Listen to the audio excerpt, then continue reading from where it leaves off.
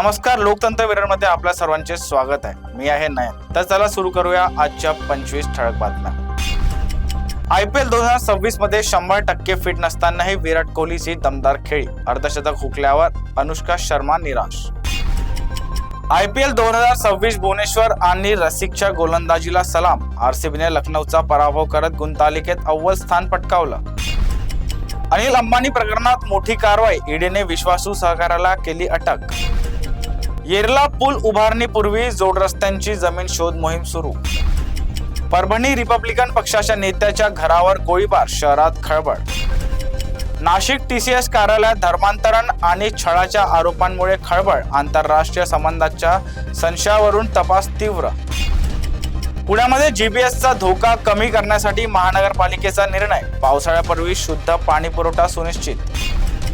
Open AI अहवालात भारत आघाडीवर, AI वापरात 4 पट वाढ, शहरांमध्ये टेक क्रांती.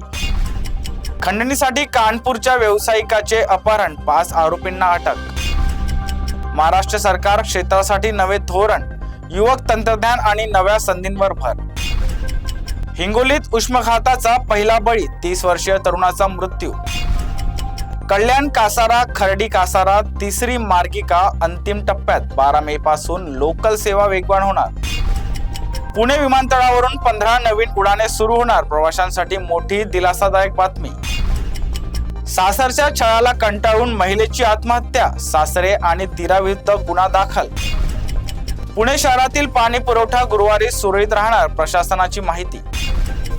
जुन्नरमध्ये माती माफियांवर महसूल विभागाची धडक कारवाई, अवैध वाहतूक करणारे वाहन जप्त.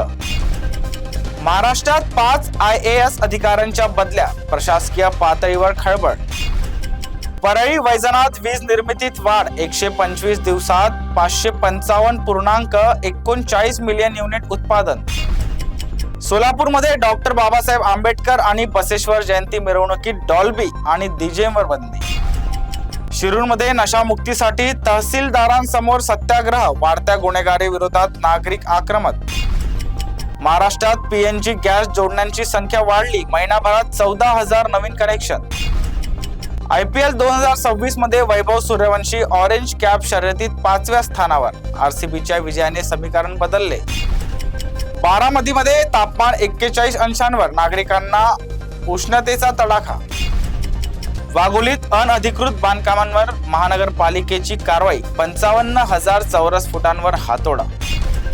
पुणे शहरातील कायदा सुव्यवस्था आणि नागरी प्रश्नांवर प्रशासन सज्ज, विविध पातळ्यांवर कारवाई सुरू.